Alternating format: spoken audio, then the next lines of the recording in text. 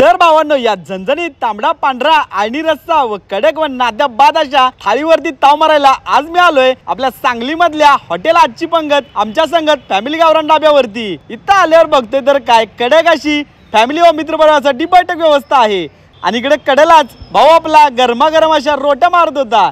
इथं भावांनो कडक अशी 250 रुपयामध्ये ही चिकन मॉन्स्टर थाळी खाता येणार आहे।